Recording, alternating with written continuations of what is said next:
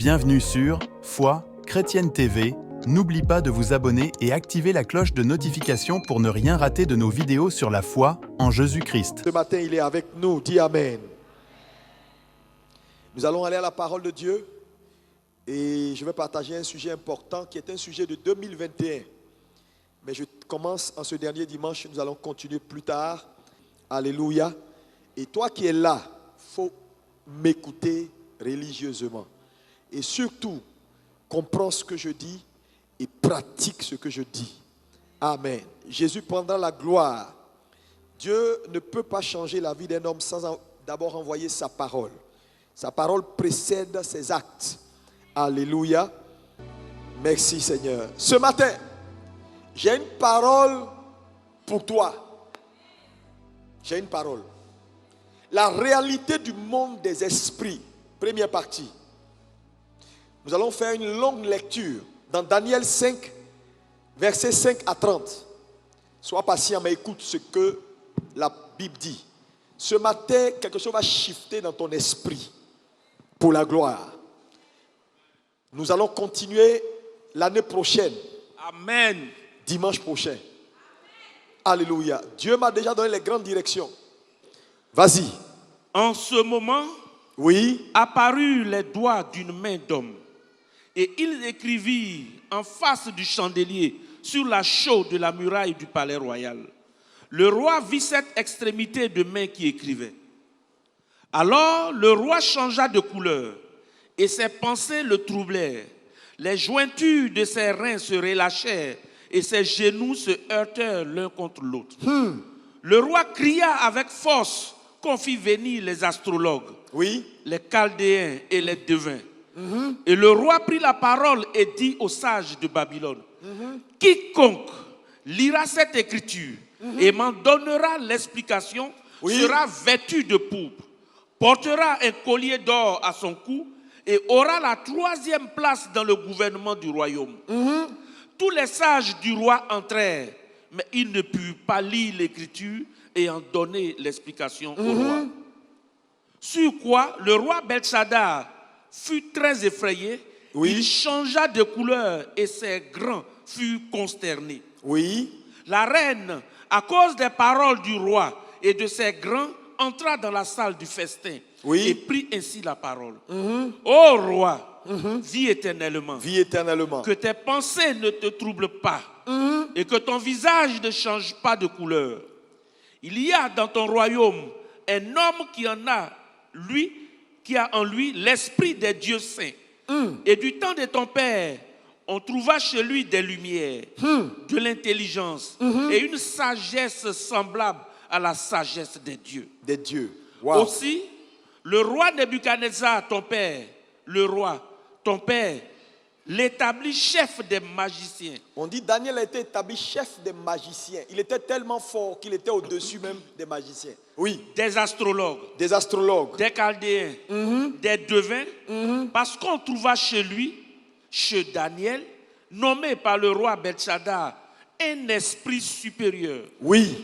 De la science, de l'intelligence, la faculté d'interpréter les songes, d'expliquer les énigmes.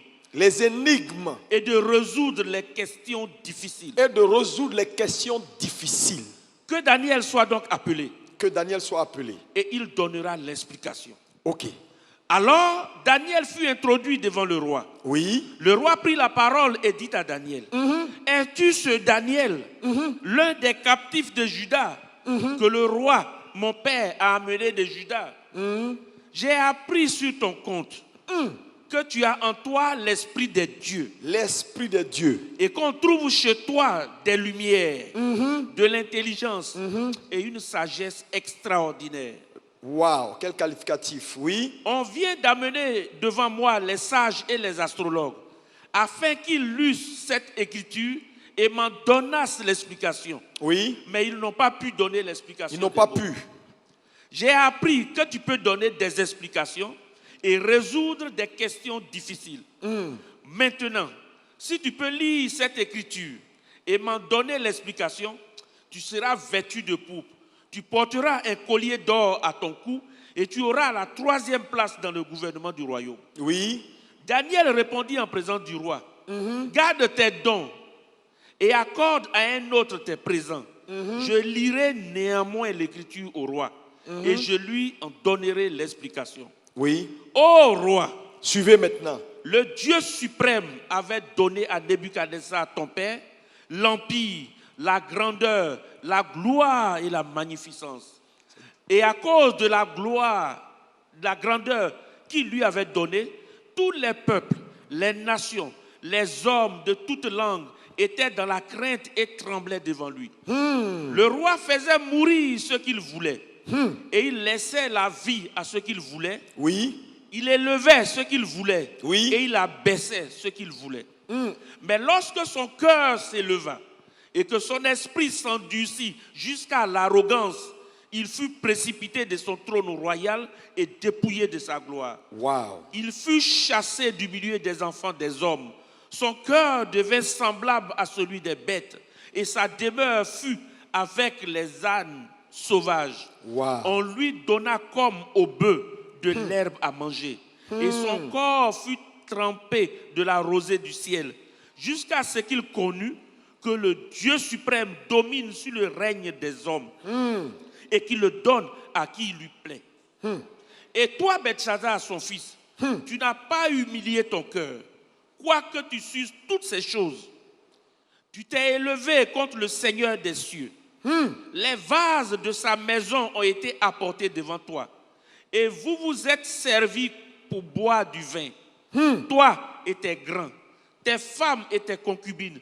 Tu as loué les dieux d'argent, d'or, d'airain, de fer, de bois et de pierre, qui ne voient point, qui n'entendent point et qui ne savent rien. Et tu n'as pas glorifié le Dieu qui a dans sa main ton souffle et toutes ses voix. C'est pourquoi il a envoyé cette extrémité de main qui a tracé cette écriture. Oui. Voici l'écriture qui a été tracée. Voici ce que ça veut dire. Comptez, comptez, pesez et divisez. Comptez, comptez, peser et diviser. Et voici l'explication de ces mains. Voici l'explication.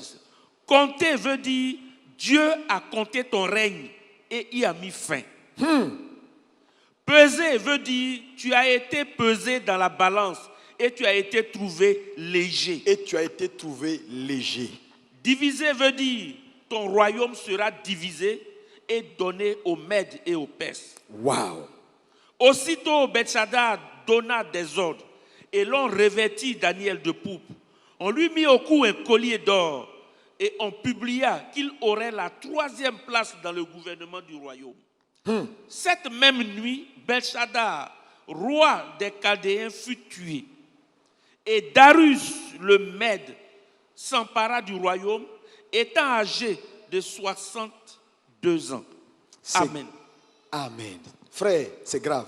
Dernière écriture, Hébreux 11, verset 3. Et on va s'asseoir. Hébreux 11, 3.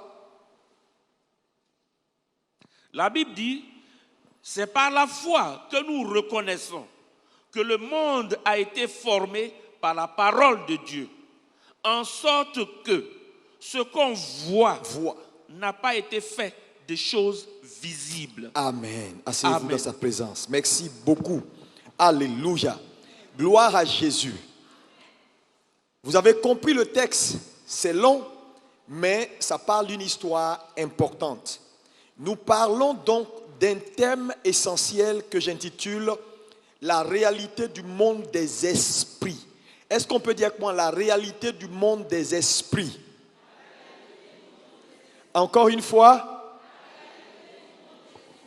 Frères et sœurs, le monde spirituel est une réalité, même malheureusement ignorée par plusieurs. Le monde spirituel est une réalité dans le sens où la Bible dit dans Genèse 1, verset 1 qu'au commencement, Dieu créa. Et Dieu est esprit. Donc, si tout donc est sorti de Dieu qui est esprit, alors il n'y a rien que vous pouvez voir dans ce monde physique qui n'a pas une tentacule dans les choses spirituelles. Donc, nous vivons dans un monde qui est spirituel. Le problème, c'est que dans la notion de spiritualité, quand on parle de spiritualité, faites très attention, on ne parle pas seulement d'un camp. Parce que dans le monde des esprits, on a le côté royaume de Dieu, monde de lumière, et on a le royaume des ténèbres avec les esprits ténébreux. Donc lorsqu'on parle du monde des esprits, c'est la somme des deux. On ne parle pas seulement des chrétiens. Le problème donc de la compréhension du monde des esprits et de la spiritualité, malheureusement, dans la spiritualité, il y a peu de chrétiens. On trouve dans la spiritualité beaucoup de gens de l'autre côté, de l'autre camp, qui sont dans les occultes, c'est-à-dire les occultes, qui sont dans le monde occulte, les francs-maçons, les maïkaris, toutes ces choses bizarres, les Illuminati. Ces gens-là occupent beaucoup plus de place dans la compréhension du monde des esprits ou dans la spiritualité que les chrétiens. Peu, et je le dis en marchant mes mots, peu sont les chrétiens qui sont spirituels jusqu'à un certain niveau. Pasteur, bishop, tout ça, mélangé. Il n'y a pas beaucoup d'hommes spirituels jusqu'à un certain niveau qui comprennent la spiritualité. C'est pourquoi quand vous allez dans le monde et que ces personnes-là vous rencontrent, ils n'ont aucun respect pour vous et pour ce que vous pratiquez. Parce qu'ils savent. Quand ils vous voient, ils peuvent vous peser pour voir réellement si vous volez dans la même sphère qu'eux. Parce que dans le monde des esprits, dans les choses spirituelles, frères et sœurs, ceux qui sont à ce niveau-là peuvent se reconnaître et se sentir. Écoutez-moi bien. Écoutez-moi bien. Le monde dans lequel nous sommes est spirituel. Tout ce que vous voyez là est spirituel. Les nations sont spirituelles, ont une destinée d'abord tracée dans le monde des esprits avant de voir sa manifestation. C'est pourquoi, quand je vois les chrétiens, sincèrement, si tu m'écoutes ce matin, tu es sauvé. Hein? Surtout vous, les hommes d'affaires, les frères qui ambitionnaient jouer des rôles importants dans la société. Faites gaffe. Parce que vous compétissez avec des gens qui ont un pied sur caillou. Ce n'est pas des enfants de cœur. Hein? Et vous, j'ai dit, les chrétiens ne comprennent rien. Ils viennent à l'église, ils ne comprennent rien. Dans les enfantillages. Le monde des esprits est une réalité. C'est une réalité. C'est pourquoi vous allez voir que la plupart des gens qui sont à un certain niveau dans la société, frère, il y a des actes qu'ils ne posent pas et il y a d'autres actes qu'ils posent. Par exemple, vous ne verrez pas un homme qui est spirituel créer une société ou habiter une maison sans consacrer ou dédier sa maison. Parce qu'il sait ce qu'on appelle le pouvoir il comprend ce qu'on appelle le pouvoir de la consécration ou de dédier ou de dédicacer quelque chose à sa divinité. Il sait. Les chrétiens sont les seuls qui font les sociétés et puis ils sont assis là, ils mangent chewing-gum, ils embauchent tout le monde. Et puis ils sont là, ils habitent des maisons, et puis ils sont là. Quelqu'un qui a habité dans une maison avant toi, tu rentres. Si tu n'es pas un homme spirituel, tu ne sauras même pas de quoi il s'agit. Tu vas là-bas, il y a tes petits trucs là, oh Seigneur, non mon ami.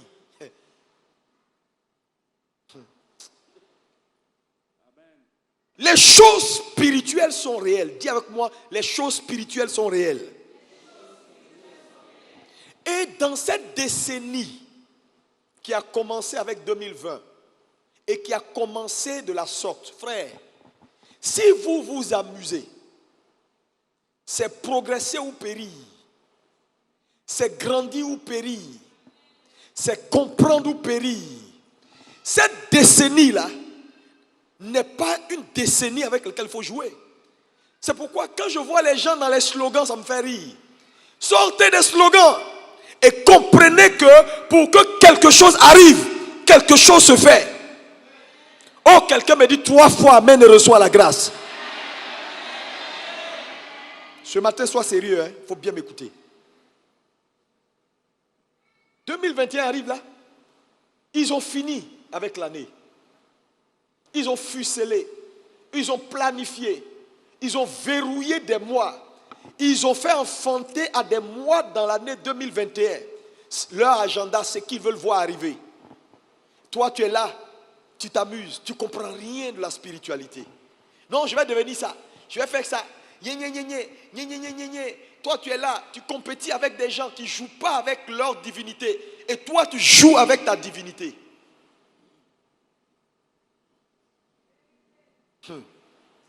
Voilà pourquoi les chrétiens sont faibles.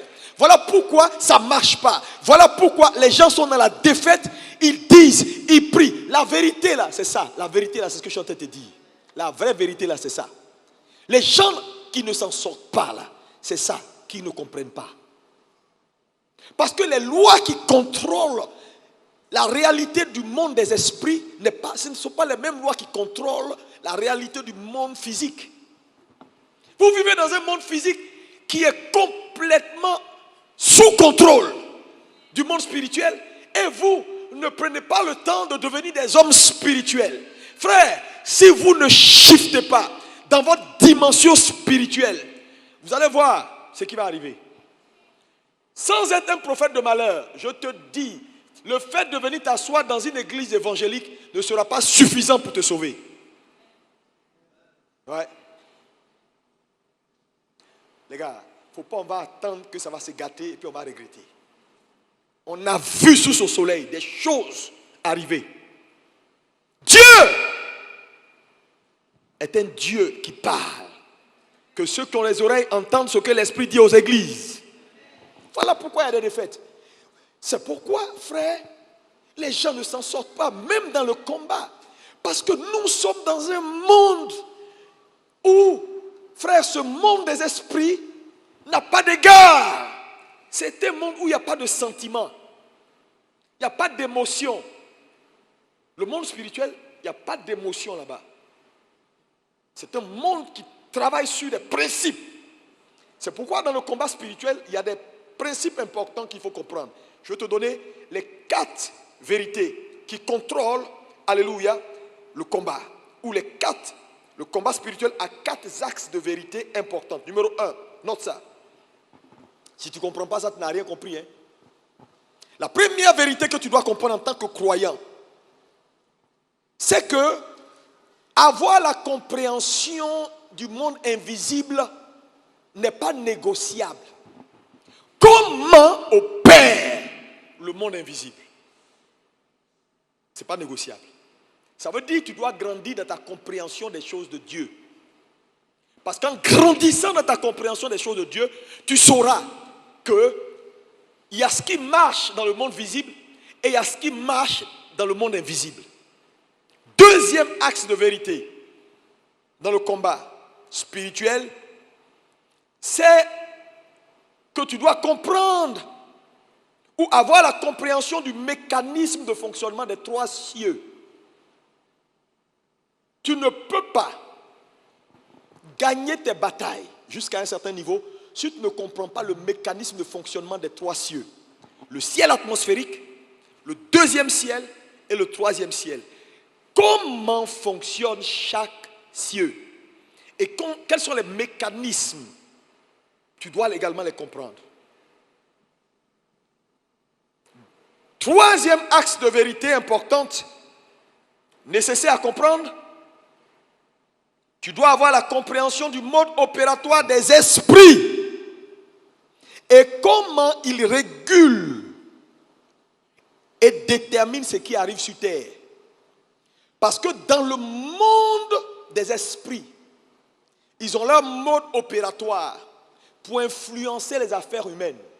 Tu dois savoir comment ils font. Et il y a le 4e axe de vérité que je vais développer aujourd'hui. Je vais juste toucher un seul point et l'année prochaine, c'est-à-dire dimanche prochain, nous allons continuer. Le quatrième axe de vérité que tu dois comprendre, c'est que le monde des esprits est un monde qui ne répond pas aux sentiments, est un monde qui ne répond pas aux émotions, mais c'est un monde qui répond au sacrifice ou la vérité de la balance. C'est sur ça que je vais m'attarder. La réalité de la balance ou le poids des sacrifices. C'est très important. Donc, mon premier point que je veux que tu prennes en termes de conclusion ou de leçon 1, c'est que le monde des esprits est un monde qui n'est pas un monde émotionnel. C'est un monde de principes. Et l'un des principes essentiels que je veux traiter avec toi aujourd'hui, c'est que ce monde répond à ce qu'on appelle la réalité des balances ou le poids du sacrifice. Frères et sœurs, que Dieu t'aide à me comprendre ce matin et à changer ta vie pour toujours. S'il te plaît, il faut dire Amen quand je parle. Parce que chaque Amen, ça veut dire ainsi soit-il. Et cette parole-là, elle devient pour toi. Alléluia. Donc, il y a toujours un sacrifice à faire pour gagner dans ce monde des esprits. Maintenant, revenons à notre texte que nous avons lu. Il s'agit de l'histoire d'un jeune roi appelé Belchazzar, fils de Nebuchadnezzar. Vous connaissez l'histoire de Nebuchadnezzar, dont à la fin du règne, Dieu a complètement jugé et qui a commencé, son cœur est devenu comme celui des animaux. Il a vraiment mal fini. Il a vraiment mal fini. Et son fils devenu roi n'a pas tiré leçon de ce qui s'est passé. Il est allé prendre les ustensiles sacrés que son père, en faisant la captivité de Juda, a ramené à Babylone.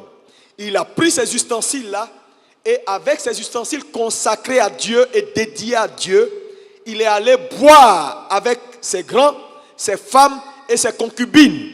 Donc il a déshonoré Dieu. Et pendant qu'il était en train de désacraliser ce qui revenait à Jéhovah, la Bible déclare que Dieu est descendu et il a un bout de main sur le mur en face, a commencé à écrire. Peser, peser, peser, diviser, compter. Et le monsieur a vu l'écriture. Il a paniqué et il a appelé ses magiciens pour l'interprétation. La Bible dit aucun d'eux n'a pu faire l'interprétation. Et bon, la reine s'est rappelée que Daniel, vraiment, est-ce qu'on peut acclamer le Seigneur pour Daniel?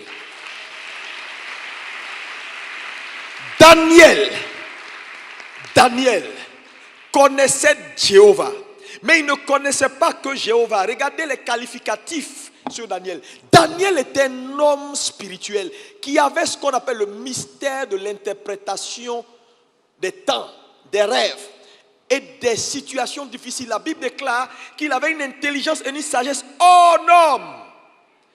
Frères et sœurs, dans ce monde, dans cette décennie qui arrive, si vous voulez jouer les premiers rôles, il va falloir élever votre niveau. Quelqu'un me dit Amen. Vous ne pouvez pas continuer à être dans ce niveau de médiocrité et espérer gagner ce monde et influencer ce monde.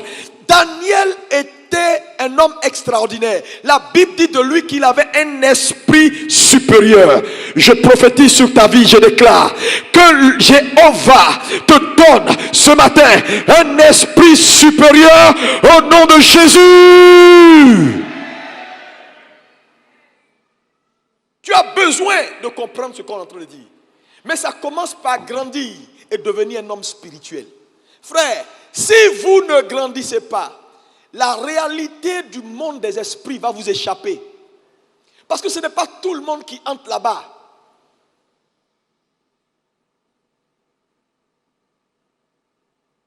Allez demander aux gens qui sont à un certain niveau, vont vous dire, il n'y a pas beaucoup de chrétiens là-bas. Non, il n'y a pas beaucoup. Les chrétiens sont très religieux, très bibliques. Mais il n'y a pas beaucoup de chrétiens qui ont un certain niveau de spiritualité. Parce que l'esprit est tout. L'esprit est la matrice de la matière. Ça veut dire que tout est sorti de l'esprit. Donc le monde des esprits est en fait la réalité, la vraie réalité. Et toi-même en tant qu'individu, tu fais partie de ce monde. Donc s'il y a une chose que tu dois comprendre d'abord, ce n'est pas ton monde physique. Parce que quand tu as compris la réalité de tes origines, tu peux influencer ton quotidien. Tu peux influencer ton quotidien. Sinon, comment vous expliquer qu'un bouddhiste reste dans son monastère pendant des mois et des mois, il ne mange pas, il ne meurt pas. Il peut se concentrer et puis se lever. Satan a tout triché sur Dieu. Si Dieu ouvre tes yeux pour comprendre, mais regarde les chrétiens terre à terre. Maladie les tue. Ils sont incapables de miracles. Aujourd'hui, les miracles sont devenus du pain rare. Les gens sont obligés de payer des gens pour faire des simulations, des miracles à peu près. Le monsieur marche quand on dit il est guéri, acclamez le Seigneur. Tout le monde sait qu'il n'est pas guéri. Après, il récupère sa canne. Regardez les campagnes d'évangélisation. Il y a combien de vrais miracles? Le monsieur, sous le projecteur de la télé, tout ça, il a peur. Il dit oui. On dit, tu es guéri, non? Il ne sait pas. Il dit oui, c'est fini. Tapez, il tape son ventre. Il raconte. 6 mois après, il revient, il prend sa canne. Toutes les cannes que vous voyez, les gens soulèvent les choses. À la fin, il faut les voir. Il veut ça, il veut. Il récupère tout pour aller à la maison. Pour des raisons de photo, les gens prennent, les gens soulèvent les trucs. Je ne dis pas que Dieu n'agit pas. Dieu agit. Le problème, c'est que les résultats aujourd'hui ne sont pas à la hauteur de ce que Dieu, le Dieu que nous servons, représente. Pourquoi? Parce que peu de gens, peu de chrétiens veulent lever leur niveau. Les gens sont terre à terre, dans les petits trucs. Ce roi, frères et sœurs, a désacralisé, a déshonoré Dieu en faisant quoi? Dans la vie, il y a des choses qu'on ne touche pas. Quand quelque chose est dédié à Jéhovah, il faut te méfier. Quand je vois des gens qui sont tout le temps en train de désacraliser, de déshonorer Dieu, quand tu touches à ta dîme, tu as touché à quelque chose de sacré. Quand tu touches à ton sacrifice, à ton offrande, tu as touché à quelque chose de sacré. Il y a des choses qu'on ne touche pas. Ce roi a touché aux ustensiles dédiés à Dieu. Dieu est descendu.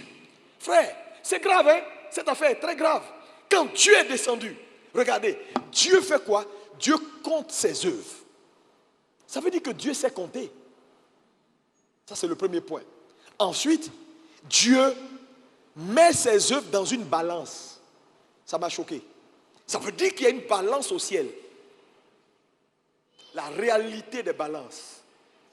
Dieu met donc ses œuvres dans une balance et la Bible dit à la fin, il fut trouvé léger. Une balance est un instrument de mesure. Amen. Et vous allez voir qu'en justice, ils ont pour symbole la balance. Parce que la balance établit l'équilibre, fait de la pesée.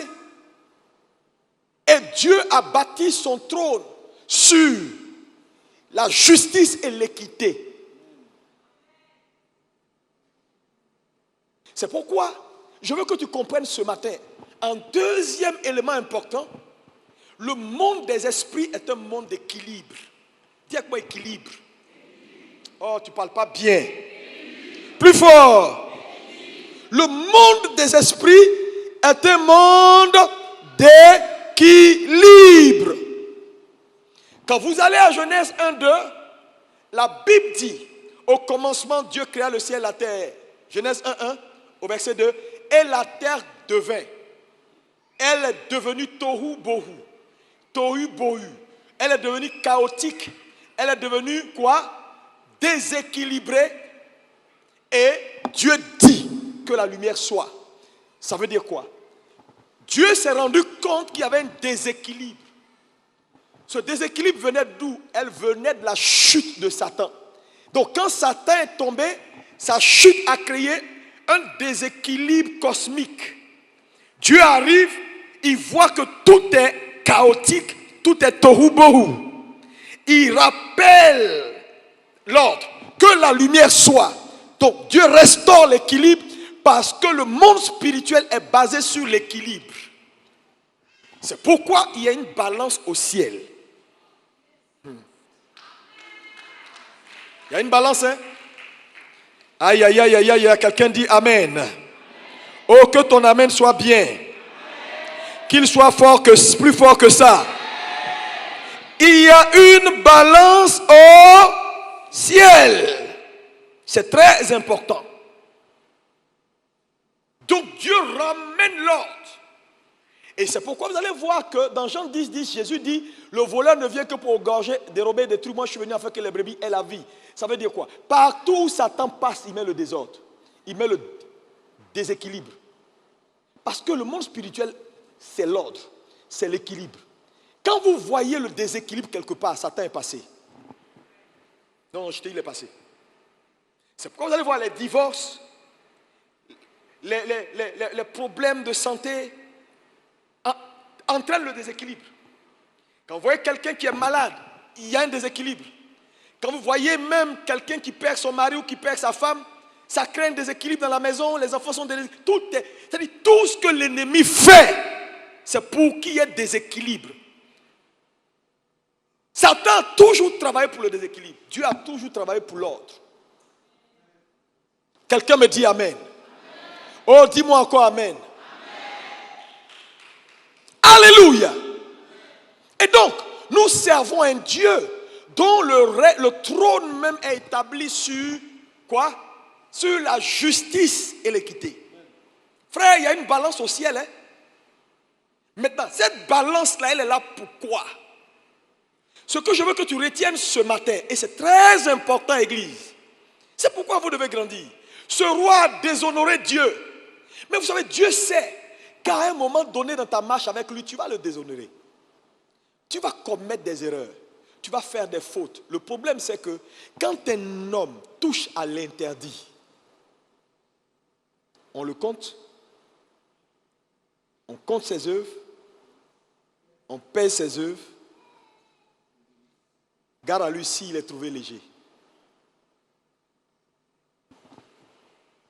Quand vous voyez quelqu'un qui est mort, ils l'ont compté, ils ont pesé ses œuvres, il a été trouvé léger. C'est pourquoi il est parti. Dans le cas de ce roi, quand il fut compté, il fut pesé et qu'il fut trouvé léger, la Bible dit le même soir, il est mort. Mais vous savez avec moi que dans le cas d'Ézéchias, il n'est pas mort. C'est la même situation. Ézéchias s'est retrouvé, on dit non, fais ta maison, tu vas partir. Ézéchias s'est tourné vers le mur. Il a rappelé à Dieu, frère, je vais te dire des choses importantes. Je te dis, le monde des esprits ne répond pas aux sentiments. Elle répond au sacrifice. La Bible déclare que ce roi n'avait rien pour le tenir. Il est parti. Le même jour, il est mort. Dans le cas d'Ézéchias, il a été pesé, il a été compté, mais comme Ézéchias avait posé des actes, avait fait des choses, la Bible déclare que Dieu lui-même est revenu pour dire, Ézéchias, tu ne peux pas mourir. Je veux prier pour quelqu'un dans cette salle, que Dieu illumine tes yeux pour que tu comprennes que dans ce monde spirituel, il y a des transactions. Quand on va te peser, que tu ne sois pas trouvé léger au nom de Jésus. Je dis que tu ne sois pas trouvé léger au nom de Jésus. Dis-moi 3 fois Amen et reçois. Alléluia. Oui. C'est très important. Le problème de l'Église est lié aux enseignements qu'on a toujours reçus. Regardez par exemple, lis-moi Éphésiens Alléluia. Je vais te donner le verset. Éphésiens, c'est 6. Non, 2 verset 8. Lis-moi ça, maintenant, rapidement. C'est par la grâce que vous êtes sauvés. C'est par la grâce que vous êtes sauvés. Par le moyen de la foi. Oui. Et cela ne vient pas de vous. C'est le don de Dieu. Regardez cela. Est-ce qu'on peut tous lire ici? C'est par la grâce. Oui. Oui. Oui. Regardez ce verset. Il faut bien m'écouter. Le problème de l'enseignement sur la foi a tué l'Église. C'est par la grâce que vous êtes sauvés. La grâce est définie dans nos églises comme une faveur imméritée. Ok. Mais qu'est-ce qui est immérité dans cette affaire? C'est ce qu'il faut comprendre. La grâce, faveur imméritée, tient à une seule chose. Le salut pourvu. Jésus a accompli le salut et il a pourvu. C'est gratuit. Mais c'est gratuit dans le sens où c'est disponible. C'est le mot. C'est disponible. C'est un peu comme je peux dire, sur mon compte, l'argent est disponible pour toi. Mais entre ce qui est disponible et ce qui est dans ta poche que tu peux dépenser, c'est deux choses. Donc, quand on dit la grâce est une faveur qu'on ne mérite pas, ce que Jésus a fait là, personne ne peut mériter ça. C'est disponible. Maintenant, la Bible continue le récit en disant, nous sommes, ça dit, c'est par la grâce que nous sommes sauvés. Le mot sauvé là, faites gaffe, hein, tout le monde est dedans. L'imam de la mosquée d'Adjamé est dedans. Les francs-maçons sont dedans. Ils sont sauvés. Parce que la grâce est disponible, ils sont sauvés. Il suffit qu'ils comprennent et puis c'est fini, ils entrent. Ils sont sauvés. Ici, ce n'est pas un salut dynamique. C'est un salut en termes de légalité. Maintenant, il va nous montrer comment quitter le domaine de la légalité pour aller dans le domaine pratique. Il dit, c'est par la grâce que vous êtes sauvés. C'est disponible. Par le moyen de la foi. Le moyen de la foi veut dire, c'est maintenant la foi de chacun, ou l'action de chacun, ou le sacrifice de chacun qui lui permet de matérialiser ce qui est légal et disponible dans son quotidien. Ça veut dire quoi? Ça veut dire vos histoires de gratuit là, oubliez ça. Parce qu'il y a une balance au ciel. Et dans la balance du ciel, ce n'est pas la grâce qu'on met là-bas, ce sont tes œuvres. La Bible dit ses œuvres furent mises dans la balance.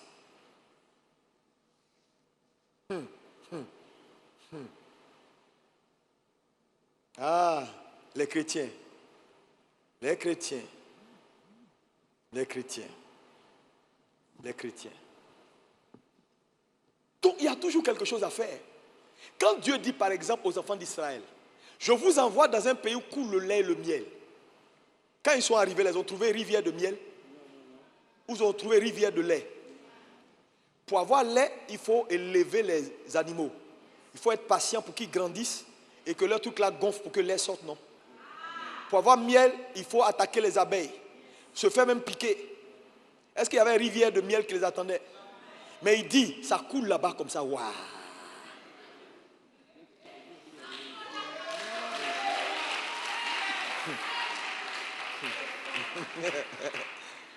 Quand je vois les chrétiens qui sont là et qui sont là dans la religion, Seigneur, pourquoi tu n'as pas fait? Seigneur, vous n'avez aucun poids, frère. Le poids d'un homme spirituel est déterminé par son niveau de sacrifice. Quel est ton poids?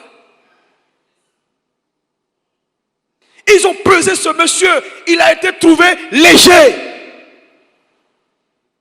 Si Dieu te pèse, le problème c'est que tu vas commettre une faute, on va te peser.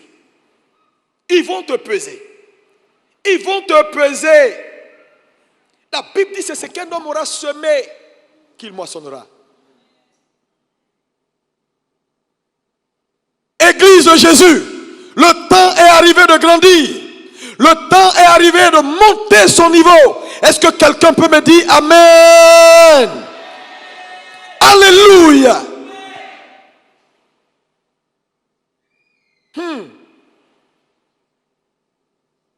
Galates 6, verset 7. Lis-moi ça. Ne vous y trompez pas. On ne se moque pas de Dieu. Ce qu'un homme aura semé, il le moissonnera aussi. Ce qu'un homme aura semé, c'est ce qu'il moissonne. C'est certain. Et quand on parle de ça, les gens disent oui, mais les œuvres. Lis-moi Apocalypse 20, verset 12. Apocalypse 20, verset 12 dit quoi? Écoutez. Oui, et je vis les morts, les grands les petits, et les petits qui se tenaient devant le trône. Oui. Des livres furent ouverts. Des livres furent ouverts. Et un autre livre fut ouvert. Oui. Celui qui est le livre de vie. Oui. Et les morts furent jugés selon leurs œuvres. Selon leur quoi? Leurs œuvres. Selon leur quoi? Leurs œuvres. Selon leur quoi? Leurs œuvres. D'après ce qui était écrit. Les œuvres d'un homme sont la preuve de sa foi. Je te dis, dans la balance là, c'est les œuvres qu'on met. Quelles sont tes œuvres? Ce monde-là, ce n'est pas pleurs, ce n'est pas sensation. Eh Seigneur, moi je ne comprends pas. Et puis les plaintes, les gens, ils sont là, ils se plaignent, ils sont toujours là. Seigneur, moi je veux te voir, hein. Si je ne te vois pas, mon ami, tout ça c'est du pipeau. Arrête ça et grandis. Comprends que le monde des esprits a des lois, a des principes qui sont têtus.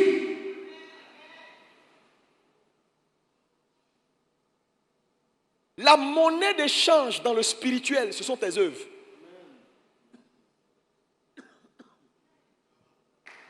Non, les gars, arrêtez, on n'a qu'à arrêter de se mentir. Les gens là, pourquoi à un moment donné, le gars monte, il a tué le poulet, après il passe au bœuf. À un moment donné, on lui dit, Joe, pour la position que tu veux là, les bœufs ne peuvent plus. Il va falloir monter ton niveau de sacrifice. Il cherche un sang humain. Pourquoi? Parce que mon ami, c'est le poids, le poids de ton sacrifice qui te confère l'aura et la position que tu recherches. Il y a des niveaux que tu n'atteindras jamais. Le monde spirituel ne va pas te céder certaines grâces jusqu'à ce que tu payes le prix. Ce n'est pas pleurs, ce n'est pas sensation. C'est pas, oh, peut-être, Seigneur, s'il te plaît, regarde les chrétiens dans les églises. C'est pourquoi l'église est faible. Pourquoi vous regardez le monde, regardez l'islam, allez dans des pays comme le Moyen-Orient, là, mais allez voir les musulmans, ils construisent des mosquées, ils financent. C'est des gens qui ont compris, frère, Satan n'a rien créé. Comment vous pouvez les vaincre? Le vrai problème c'est quoi? Les chrétiens pensent qu'avec le nom de Jésus, on va les vaincre. Tu ne vas pas les vaincre parce que dans le monde des esprits, c'est celui qui paye le prix qui a le pouvoir.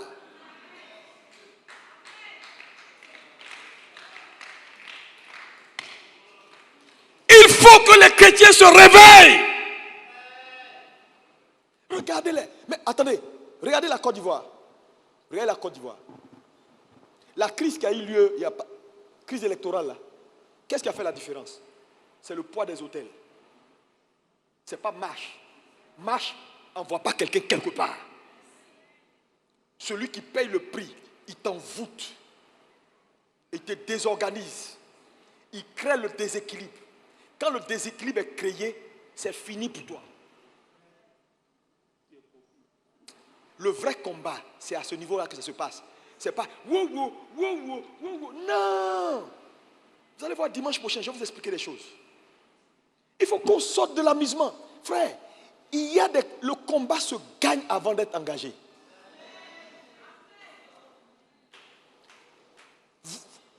Jouez avec ce pouvoir-là, ils vont vous écraser. Je le dis, ils vont vous écraser si vous jouez, ils vont vous écraser. Vous savez pourquoi? Ce n'est pas bavardage. Ils ont payé le prix. Ils ne dorment pas, hein? C'est vous qui dormez. Continuez à dormir. Attends, tu es là, tu es là comme ça. Et puis tu dis non, on n'attaque pas tout le monde. Hein? Quand les gens égorgent les bœufs, successivement. Quand les gens payent le prix, ils font les trucs là. Mon ami, ils bâtissent des hôtels. Ils bâtissent des forteresses. Il faut régner pendant combien d'années sur la Côte d'Ivoire? Mais allez voir ses arrières. Aïe, aïe, aïe. Les chrétiens. Cette décennie qui arrive là, si vous jouez avec, vous ne grandissez pas, vous ne changez pas votre mode opératoire, frère, vous allez rester derrière. Non, non, non. Votre crier Jésus, ça va se limiter dans les quartiers. Les gens vont toujours vous mépriser. Les gens vont venir faire leurs conférences financières. Ce sont les mêmes qui vont rouler dans les grosses voitures, verser la poussière sur vous. Et puis ils vont passer leur chemin. Et les quelques chrétiens qui sont dans les pôles, qui sont dans les sphères d'influence là, ils vont rester toujours second. Pourquoi? Parce que, frère, quand tu vois un homme qui est arrivé au sommet, son pied est sur caillou.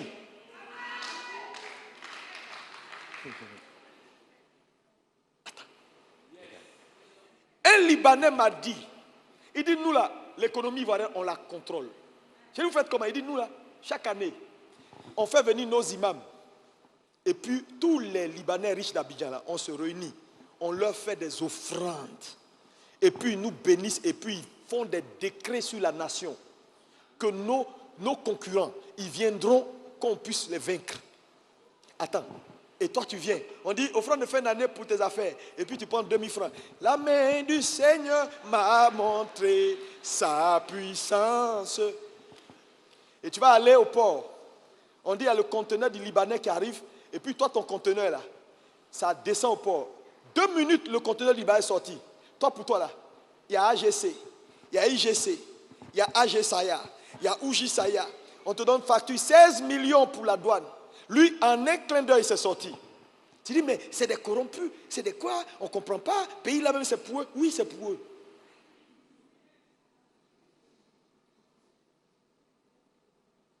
Pourquoi Israël, les Juifs sont puissants? Allez aux États-Unis. On ne peut pas les déstabiliser. Leur puissance est dans leur alliance. Leur puissance est dans ça. Ils comprennent. Les Juifs, ils comprennent. Le poids du sacrifice, le monde spirituel ne répond pas aux sentiments, répond au sacrifice. C'est un principe de combat. Si l'Église ne comprend pas ça, l'Église sera faible. C'est pourquoi en francophonie, on ne s'en sort pas. Regardez, ils ont rendu le témoin. Allez lire le témoin d'un homme comme Oyedepo. Pourquoi aujourd'hui Oyedepo est l'homme, je dirais, le pasteur le plus riche, le plus puissant du monde évangélique? C'est pas sur rien. On dit, ah non, mais Dieu, c'est Dieu qui a voulu. Non, mon frère, le gars a payé le prix. On dit, il y a un État qui lui a offert un puits de pétrole. Un puits. Tu sais, quand tu arrives à un certain niveau, dans la compréhension des choses spirituelles, voilà des gens, quand ils parlent, le monde spirituel se met en mouvement. Parce que le monde spirituel les reconnaît, il reconnaît leur voix. Église, arrêtez. Les fils de Céphas sont arrivés devant le possédé. Et au nom de Jésus, que le démon a été très clair. L'esprit a dit, Jésus, je connais. Paul, je connais. Eux là, on les connaît en haut là-bas. Mais toi, tu es qui? Tu es qui? Il ne s'agit pas de citer le nom de quelqu'un. Hein. Toi, tu es qui? Tu as quel poids? Si on te réclame maintenant, s'il y a une réclamation pour que tu partes avant le 31, dis-moi, qu'est-ce qui va te sauver? Il n'y a pas de sentiment là-bas, ce n'est pas de négociation. Non, là-bas, là, ce n'est pas marché. Ils vont peser tes œuvres. Tu sais, la pesée, là, c'est dangereux. Hein? Il faut que, parce que le monde spirituel est un monde d'équilibre. Il y a la justice de Dieu dans un plateau, et puis on prend tes œuvres, on met dans le deuxième plateau. C'est lorsque tes œuvres s'équilibrent avec la justice que Dieu est satisfait. Si jamais ça balance du côté de la justice de Dieu, tu es trouvé léger. Parce qu'à chaque instant T, il y a un niveau où Dieu t'attend. Le problème, c'est que les gens n'écoutent pas Dieu. Dieu est bon. Dieu ne va pas te demander au-delà. Mais le peu même qu'il vous demande, pour satisfaire sa justice, pour que quand on va vous peser, vous soyez trouvés dignes. Les gens ne le font pas. Ils sont tout le temps en train de désacraliser, de faire comme ce roi Belshazzar, en train de toucher à l'interdit, en train de faire des choses. Et puis ils viennent à l'église parler en langue. Seigneur, c'est la nouvelle année. Rika papa papa, Yepro Maria Katapia papa crachat et tout ça. Ça tient sur quoi? Ton crachat, tu fais ça. Ça tient sur quoi?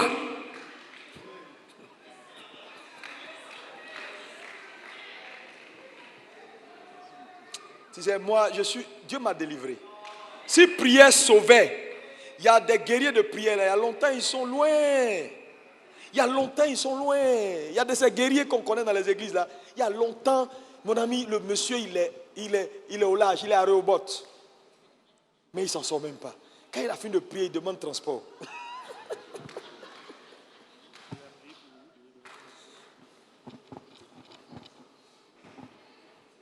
Que Dieu nous aide. Quelqu'un dit avec moi amen fort. Amen. Qui est prêt à payer le prix? Non, il y a un prix. Je vous le dis, il y a un prix. Il y a un prix. Regardez, lis-moi Proverbe 13, verset 8. Vous connaissez cette histoire? Vous savez, ce verset-là, ça m'a délivré également. La Bible dit dans Proverbe 13, verset 8. La richesse d'un homme sert de rançon pour sa vie. La richesse d'un homme sert de quoi? De rançon. Mais attends, quand on dit que ta richesse là, c'est ce qui est ta rançon, ça veut dire, mon ami, tu n'as pas le droit de ne pas avoir. Tu n'as pas le droit. Et vous savez, ici, il faut bien comprendre, hein, la richesse d'un homme sert de rançon là. Ce n'est pas la richesse que tu gardes. C'est-à-dire, ta richesse en Dieu, ce que tu fais pour Dieu, ce que tu investis, ton sacrifice, c'est ta rançon. Pas ce que tu as gardé. Ton sacrifice est ta rançon. Ça veut dire quoi? Si on va au ciel aujourd'hui, on dit ton nom. Quel est le poids de ton mémorial? Tu as tout à Abidjan, mais rien au ciel.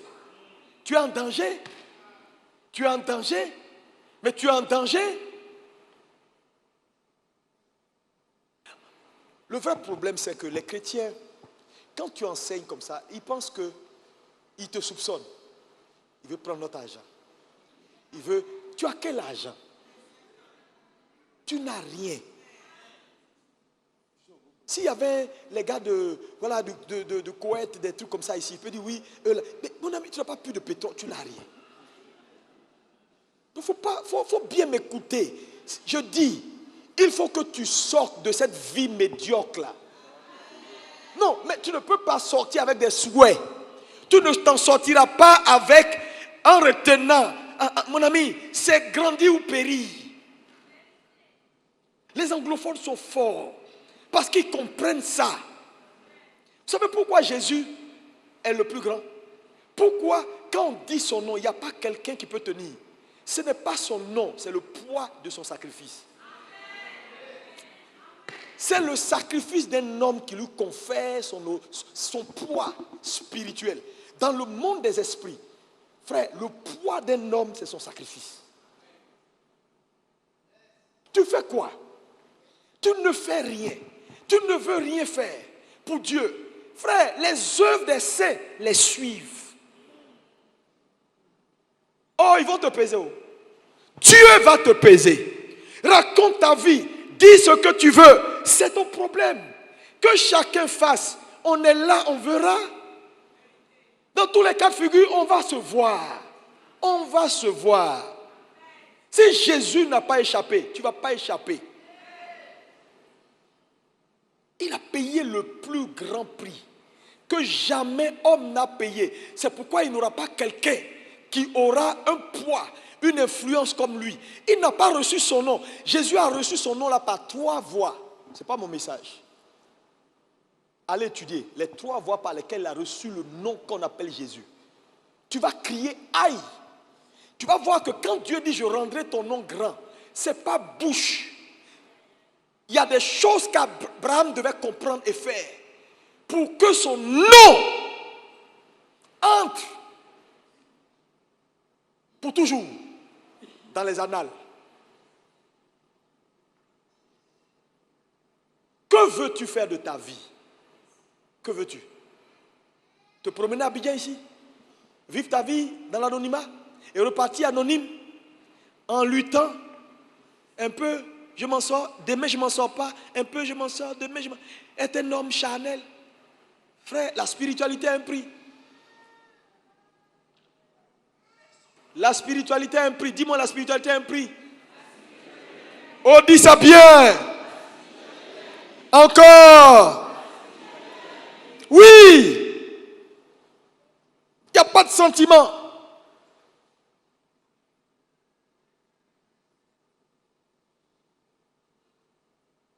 Quand vous donnez à Dieu, vous n'êtes pas en train de lui faire une gentillesse. Hein? Vous n'êtes pas en train de lui donner des pourboires ou bien de lui faire du bien. Vous vous faites du bien. Vous changez votre niveau. Vous changez votre vie. Tu sais, moi, je dis au Seigneur, quand vous voyez qu'il y a des gens qu'on ne peut pas attaquer là, c'est ça. Il y a des gens, tu ne peux rien contre eux. Tu peux tout pour eux, mais rien contre eux. Parce qu'ils ont passé un niveau. Ou si tu t'amuses, tu te brûles. Et je prie pour que tu comprennes cela. Vous savez, être généreux, bâtir, poser des actes. Vous savez que la semence a une conséquence générationnelle. Hein? Oui. Quand Abraham a payé sa dîme, Lévi était dans ses rêves. Lévi a payé la dîme. Mais lisez l'histoire de Jésus. Quand les mages sont venus d'Orient, là, est-ce que tu es allé lire pour voir pourquoi les mages là ont quitté l'Orient? Allez lire l'histoire d'Abraham. Tu vas comprendre pourquoi ils sont revenus. Ces mages là ont quitté l'Orient. Parce que le grand-père de Jésus avait fait quelque chose. La semence est toujours générationnelle. Toujours. Toujours. Toujours. Toujours. Tu vas manger, tes enfants vont manger. Je veux éveiller votre conscience. La décennie qui a commencé depuis 2020. Et nous allons dans la deuxième année de cette décennie, la 2021. Oubliez les slogans. Les gars, changez votre niveau. Non, non, non. Change ton niveau. Tes expériences vont changer. Parce qu'à chaque niveau, son lot d'expériences. Si tu restes comme tu es, je te garantis les mêmes résultats. Deviens spirituel. Fais des choses que tu n'as jamais fait pour Dieu. Oui, donne-toi du poids. Donne-toi du poids. Donne-toi du poids. N'aie pas peur. N'aie pas peur. Je dis n'aie pas peur. Quelqu'un me dit amen. Parce que je vois dans le visage de beaucoup de gens la peur. Mon argent. Oh Seigneur. Mon petit argent. Oh ma maison. Oh mes affaires. Je te dis, tout ce qui fait mal, tout ce qui est difficile à faire est souvent essentiel. Satan rend difficile parce que c'est la clé. Les gars, vous compétissez avec ces gens-là tous les jours. Tous les jours. Ils vous regardent, ils vous voient. Un jour, je suis allé chez un monsieur, un Sénégalais. J'ai raconté cette histoire déjà. Avant de sortir, je vois le monsieur, il a un mouton qui a un dos large, un mouton que je n'ai jamais vu de ma vie. Et il pose les mains dans les poils du mouton qui est très velu. On ne voit plus ses mains. Et puis il frotte comme ça et puis il fait des incantations. Tu dis, hey, mon ami, c'est quoi ça? Il dit non. Lui, il s'en va, il a des affaires. Quand il te salue, tu dis toujours oui. C'est après que tu réfléchis pourquoi tu as dit oui. Et vous marchez avec des gens comme ça, matin, midi, soir, dans vos services, dans votre travail, qui vous envoûtent, qui vous en veulent, ainsi de suite. Et puis vous êtes là, et vous êtes là, vous n'avez rien, il n'y a rien, vous êtes assis sur rien. Affaire d'église, tu viens même un peu. Affaire de donner ses offrandes, tu es dans les 2000, 3000, 5000. Affaire de, qu'est-ce que tu as fait pour Dieu? Zéro. Quand on regarde, quand on te pèse dans le ciel, dans le naturel ici, quand nous-mêmes on te pèse, dans toute l'église, on regarde, on dit, ben, il est où? Il est où? Il est où? Bon, il est nulle part. Le petit boulot que tu fais aussi, tu ne prends pas ça au sérieux. Quelqu'un va t'attaquer. Si Dieu ne te fait pas grâce. Mais souvent, quand Dieu vous sauve là, c'est pour que vous arriviez à la compréhension, à la connaissance. Pour vous dire, les gars, grandissez un peu, grandissez un peu, grandissez un peu. Et je crois qu'en cette fin d'année, Et pour le début d'année qui va commencer, si Dieu nous envoie dans cette série d'études là, la compréhension du monde des esprits, c'est parce que Dieu veut une église qui a grandi. Une église qui ne pourra pas tenir la dernière bataille si elle n'arrive pas à un certain niveau. Je vous le dis aujourd'hui, notez ce jour. Les gens là, ils n'ont pas peur de l'église. Ils n'ont pas peur de l'église. Ils n'ont pas peur des religions. Ils veulent se servir même des religions. Ils manipulent certains pasteurs. Ils n'ont peur de personne. Parce qu'ils comprennent les principes spirituels. Dans le monde des esprits, c'est celui qui paye le prix qui domine. Ils savent ça. Donc même avant de venir te voir, il fait ses incantations. Il paye ses trucs à ses marabouts. Ils font leurs trucs. Ils font leurs trucs. Dimanche prochain, je vais te montrer quelque chose qui va t'amener à avoir peur de Dieu et à arrêter tes amusements et à servir sérieusement le Seigneur. Regardez comment les églises souffrent. Regardez comment les églises souffrent. Regardez l'impact des églises. Zéro! Non, les gars, zéro. Les chrétiens, même les quelques chrétiens là, c'est le monde, ils pactisent pour manger un peu.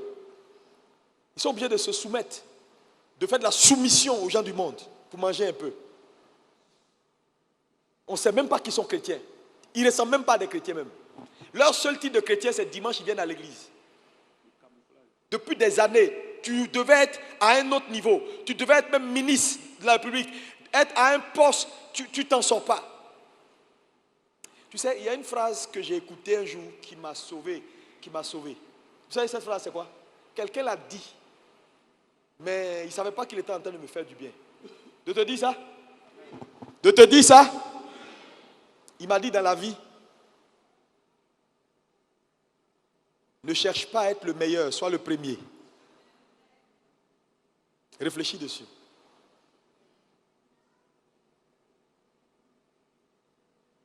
Ça m'a béni.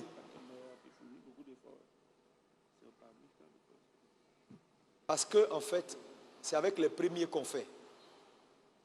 C'est les premiers qu'on récompense. Parce qu'il y a beaucoup de meilleurs assis à terre. Et il y a beaucoup de moins meilleurs sur les chevaux. Si tu comprends le monde, tu vas changer ta façon de te comporter. Est-ce que quelqu'un est béni ce matin? Est-ce que tu es prêt? Est-ce que tu es prêt pour 2021? Est-ce que tu es prêt? Est-ce que tu es prêt?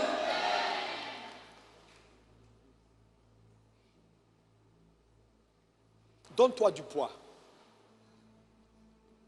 Donne-toi du poids. Donne-toi du poids. Quand on parle des gens comme les Mandela, les Mère Teresa, elles ne sont pas chrétiennes. Hein? Ce ne sont pas des chrétiens. Mais ils ont fait des choses qui ont donné force à leur nom. Aujourd'hui, tout le monde en parle. Donne-toi du poids. Je ne sais pas si tu es ambitieux. Même les petites ambitions que tu as de prospérer là, donne-toi du poids. Arrête de faire des calculs. Arrête de faire des calculs. La nouvelle année arrive, on va entrer. Hein? On dit sacrifice. Les gens sont là, ils se plaignent, ils font des calculs. Seigneur, je donne combien? Bon, 10 000, 20 000, je prends 20 000. C'est ton problème. Fais comme tu veux. Mais moi, je veux te dire, ce n'est pas ton argent que je cherche. Je cherche ton élévation. Ouais, je te dis. Je cherche ton élévation. Il y a un gars qui est venu me voir ici, il me dit, le pasteur, tu oublies. Et puis les témoins que je reçois dans ces temps-ci là, c'est des gens qui ne sont pas de la maison, qui étaient de passage et qui ont entendu une parole. Même le pasteur, chacun a là, il est venu ici un jour comme ça. Et puis j'ai prêché. Il dit la parole là. Mais il faut voir ce que la parole là a fait dans sa vie et ce qu'il a construit. Une parole, moi-même, quand il m'a dit, je me suis rappelé de ce que j'ai dit. Il dit, pasteur, une force a quitté ta voix et puis est entrée en moi. Voilà le résultat. Je regarde et dis, waouh! Et ceux qui sont assis sont tellement familiers. On parle, ils sont là, ils luttent. Je te dis, arrête de lutter. Si tu luttes, ça veut dire qu'il y a un problème. arrête de lutter. À un moment donné, fais et puis attends-toi à Dieu. Paye le prix. Si ta vie ne marche pas, tu as des attentes pour 2021 et tu es fatigué de voir tes années se suivre et se ressembler, prends ce message-là comme la voix de Dieu qui vient à toi directement. Et agis. Agis. Agis. Tout ce que Dieu te dira, fais-le. Fais-le. Si Dieu te dit bâtis, bâtis. Il dit achète ça, achète. Allez, prends un nouveau car pour l'église, achète. Il dit bon, achète un nouveau groupe électoral pour l'église. Tout ce que Dieu te dira, c'est 10 millions, c'est 20 millions, c'est 30 millions. Mon ami, pose, c'est-à-dire fais quelque chose. Et quand tu vas marcher, tu vas voir que le poids de ton sacrifice va te donner une autre approche de la vie. Tu vas monter dans un avion, tu sauras que tu ne peux pas mourir. Tu seras en l'air, il va y avoir des turbulences. Tout le monde va paniquer. Tu sauras que Dieu paye toujours son crédit. Tant qu'il n'a pas fini de me payer, no way, partir. Arrête de plaisanter. Quand tu regardes ta vie là, qu'est-ce que tu as fait pour Dieu qui t'a fait pleurer? C'est ce qui te fait pleurer qui te qualifie pour ce qui va te faire rire. On dit semer avec des larmes, retourner avec quoi?